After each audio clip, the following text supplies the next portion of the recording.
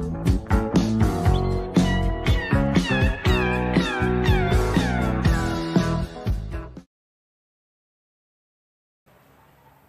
dari surat Rasul Paulus kepada jemaat di Efesus. Saudara-saudara, kepada kita masing-masing telah dianugerahkan kasih karunia menurut ukuran pemberian Kristus.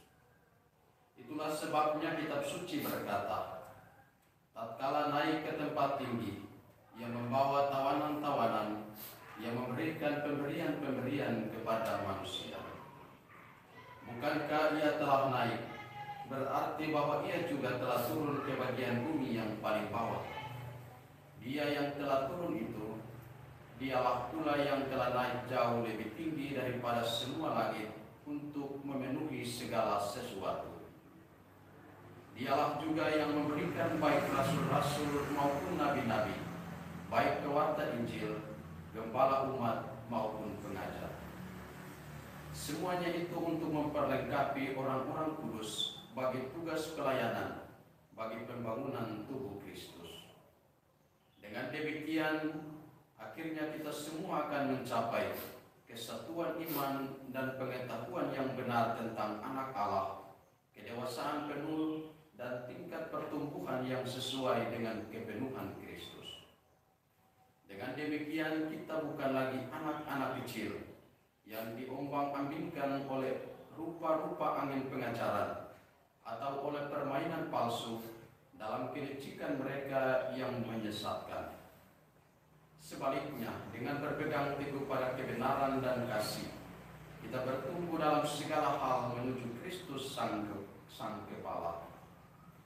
Daripadanya seluruh tubuh menerima pertumbuhannya guna membangun diri dalam kasih. Itulah tubuh yang rapi tersusun dan diikat menjadi satu oleh pelayanan semua bagiannya, sesuai dengan kadar pekerjaan tiap-tiap anggota. Demikianlah sabda Tuhan. Syukur kepada Allah. Tuhan bersamamu dan bersama rohmu. Inilah Injil suci Yesus Kristus menurut Santo Lukas. Dimuliakanlah Tuhan. Pada suatu waktu, beberapa orang datang kepada Yesus dan membawa kabar tentang orang-orang Galilea yang dibunuh Pilatus, sehingga darah mereka tercampur dengan darah kurban yang mereka persembahkan. Berkata Yesus kepada mereka, "Sangkamu orang-orang Galilea ini lebih besar dosanya daripada semua orang Galilea yang lain, karena mereka mengalami nasib itu? Tidak, kataku kepadamu, tetapi jikalau kalian tidak bertobat, kalian semua pun akan binasa dengan cara demikian. Atau sangkamu, ke-18 orang yang mati ditimpa menara dekat Siloam lebih besar kesalahannya daripada semua orang lain yang tinggal di Yerusalem? Tidak, kataku kepadamu, tapi jikalau kalian tidak bertobat, kalian semua pun akan binasa dengan cara demikian." Kemudian Yesus menceritakan perumpamaan ini. Ada seorang mempunyai sebatang pohon ara yang tumbuh di kebun anggurnya. Ia datang mencari buah pada pohon itu, tetapi tidak menemukannya.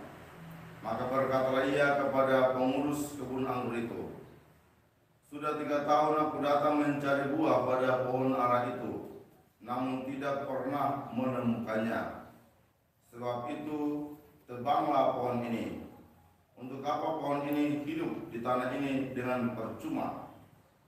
Pengurus kebun anggur itu menjawab, "Tuhan, biarkanlah pohon ini tumbuh selama setahun lagi. Aku akan mencangkul tanah sekelilingnya dan memberi pupuk kepadanya. Mungkin tahun depan akan berbuah. Jika tidak, tebanglah." Demikianlah sabda Tuhan. Terpujilah Kristus. Konfrater, saudara-saudara yang terkasih dalam Tuhan kita Yesus Kristus, Rasul Paulus suratnya kepada Efesus yang kita dengarkan pada hari ini sungguh meneguhkan iman kita bahwa setiap kita diberikan kasih karunia, dan itu cukup membuat iman kita terhadap Yesus, terhadap ajaran-ajarannya itu semakin lebih kuat. Maka dikatakan dengan demikian kita bukan lagi anak-anak kecil yang diombang-ambing oleh rupa-rupa angin pengajaran atau oleh permainan palsu dalam kelicikan mereka yang menyesatkan. Kalau kita telah senantiasa terbuka kepada kasih karunia Allah dan tekun dalam iman kita, maka kita tidak akan gampang terombang-ambing oleh rupa-rupa angin pengajaran. Apalagi di tengah-tengah maraknya media sosial yang begitu gencar menyampaikan berbagai ajaran-ajaran atau informasi-informasi. Bila kita tidak teguh dalam iman, maka akan terombang-ambing oleh berbagai ajaran atau informasi-informasi yang menyesatkan. Sehingga lewat ini kita antara lain diingatkan untuk semakin teguh dalam iman kita. Iman yang bagaimana? Yang menghasilkan buah-buah seperti yang diharapkan oleh Yesus dalam bacaan Injil, bahwa dalam kehidupan kita hendaknya juga menghasilkan buah-buah, buah pertobatan yang senantiasa mengharapkan belas kasih Tuhan, juga buah persekutuan dalam bacaan seperti diungkapkan dalam bacaan pertama oleh Rasul Paulus, membangun persekutuan dan buah kasih saling menolong satu sama lain.